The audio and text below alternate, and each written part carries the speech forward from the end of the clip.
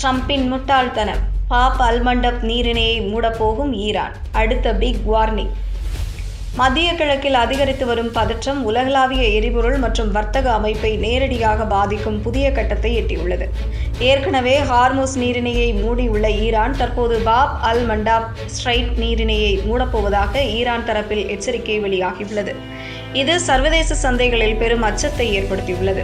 இதுவரை ஈரான் அரசும் இராணுவமும் ஹார்முஸ் நீரிணை மீது மட்டுமே கவனம் செலுத்தி வந்த நிலையில் தற்போது பாப் அல் மண்டப் நீரிணையும் கட்டம் கட்ட துவங்கியுள்ளது. ஈரானின் புதிய உச்ச தலைவர் முஜ்தபா கமேனியின் ஆலோசகரான அலி அக்பர் விலாயதி இந்த நீரிணையும் ஹார்முஸ் போலவே முக்கியமான டார்கெட்டாக மாறியுள்ளதாக தெரிவித்தார். அலி அக்பர் விலாயதி எக்ஸ் தளத்தில் வெளியிட்ட பதிவில், அமெரிக்கா மீண்டும் தாக்குதல் நடவடிக்கைகளை மேற்கொண்டால் உலகளாவிய எரிசக்தி மற்றும் வர்த்தக போக்குவரத்தை மொத்தமாக பாதிக்கும் நடவடிக்கைகள் எடுக்கப்படும் என எச்சரித்தார்.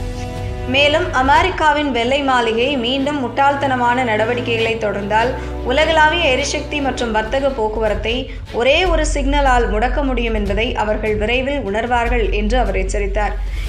இதோடு ஹார்முஸ் வழித்தடத்தில் எப்படி ஈரான் இராணுவம் முடக்கியுள்ளதோ அதேபோல பாப் அல் மண்டாப் நீரிணையும் முடக்க முடியும் என அலி அக்பர் விலாயதி தனது எக்ஸ் பதிவில் தெரிவித்துள்ளார்.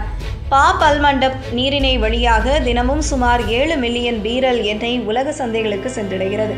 இந்த பாதை தடை செய்யப்பட்டால் உலகளாவிய எண்ணெய் விநியோகத்தில் பெரிய பாதிப்பு உருவாகும் அபாயம் உள்ளது. இந்த சிறிய நீரிணை வழியாக ஆண்டுதோறும் கடல் வழியாக சரக்கு வர்த்தகத்தில் சுமார் 22% பயணிக்கிறது. இதனால் இது எண்ணெய் மட்டுமல்லாமல் சரக்கு போக்குவரத்திற்கும் முக்கியமான வழித்தடமாக உள்ளது. இதை ஈரான் மூடினால் பெரும் பாதிப்பு உலக நாடுகள் சந்திக்கும். கண்ணீரின் கதவு என அழைக்கப்படும் இந்த பாப் அல் மண்டப் நீரிணை ஏமன் மற்றும் கிழக்கு ஆப்பிரிக்காவில் இருக்கும் ஜிபூட்டி இடையே அமைந்துள்ள வெறும் 20 கிலோமீட்டர் அகலம் கொண்ட ஒரு குறுகிய கடல் வழித்தடமாகும்.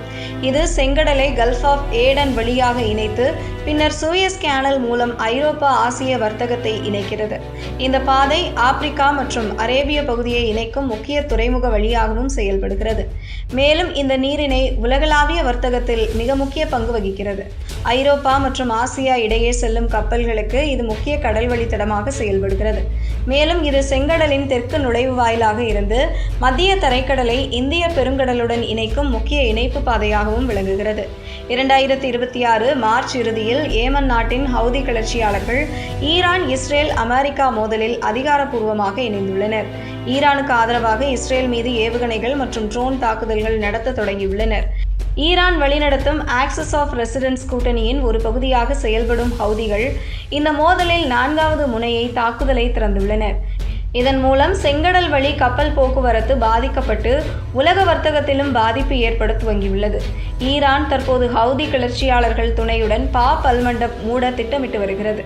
இந்த புதிய எச்சரிக்கை மத்திய கிழக்கில் பதற்றத்தை மேலும் அதிகரித்து பிராந்திய அளவில் பெரிய போராக மாறும் அபாயத்தையும் உருவாக்கியுள்ளது. பாப் அல் மண்டப் மற்றும் ஹார்முஸ் நீரிணைகள் இரண்டும் ஒரே நேரத்தில் பாதிக்கப்பட்டால் தினமும் சுமார் 25 மில்லியன் பேரல் எண்ணெய் விநியோகம் பாதிக்கப்படும் என்று கணிக்கப்பட்டுள்ளது. இது உலக சந்தைகளில் எண்ணெய் விலையை கடுமையாக உயர்த்தக்கூடிய சூழலை உருவாக்குகிறது. சந்தை மதிப்பீடுகளின்படி இந்த நிலை நீடித்தால் எண்ணெய் விலை பேரலுக்கு $120 மேல் உயரக்கூடும் என கணிக்கப்பட்டுள்ளது. இதற்கிடையில் ஹார்முஸ் நீரிணையை திறப்பதற்காக அமெரிக்கா முன்வைத்த தற்காலிக போர் நிறுத்த கோரிக்கைகளை ஈரான் நிராகரித்துள்ளது. இது பதற்றத்தை மேலும் தீவிரப்படுத்தியுள்ளது. பாப் அல் மண்டப் நீரிணை மீது உருவாகியுள்ள இந்த புதிய பதற்றம் உலகளாவிய எரிசக்தி பாதுகாப்புக்கும் சரக்கு வர்த்தகத்திற்கும் பெரும் அச்சுறுத்தலாக மாறியுள்ளது.